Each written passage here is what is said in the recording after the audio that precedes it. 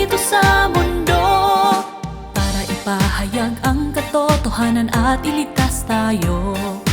Naririnig natin ang tinig ng Diyos at nadadala tayo sa harap ng trono, para makadalo sa piging, para makadalo sa piging.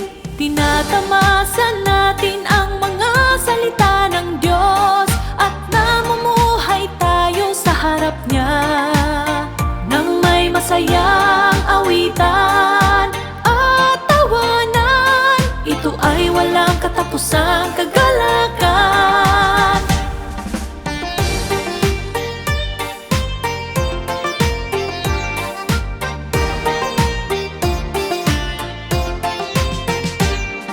Kapag nagtatagpo ang mga kapatid, malapit ang damdamin natin sa isa't isa, at hindi mailarawan ang ating kagalakan.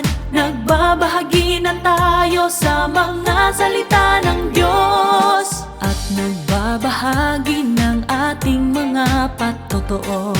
Labis na nagagalak ang ating mga espiritu sa pagkaunawa sa katotohanan. Walang mga ritual, walang mga regulasyon, lahat ay malaya at napalaya. Tinatamasan natin ang mga salita ng Diyos at namumuhay tayo sa harap niya nang may masayang awitan at tawanan. Ito ay walang katapusang kagalakan.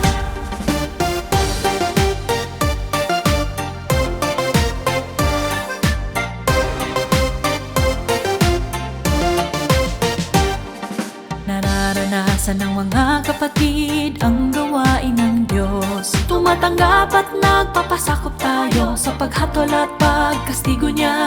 Iwinawaksi natin ang ating panlilinlang at nagiging matapat tayo. Minamahal natin ang isa't isa nang walang hadlang.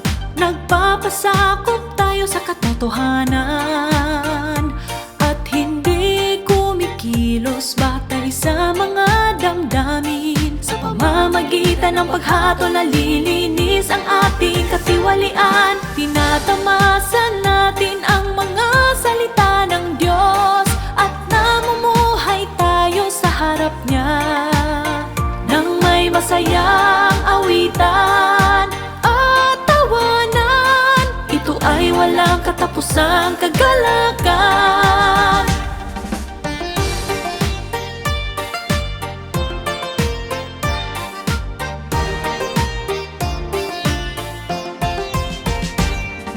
Mga kapatid, tumindig, magkaisa tayo sa isip sa pagtupad ng ating mga tungkulin.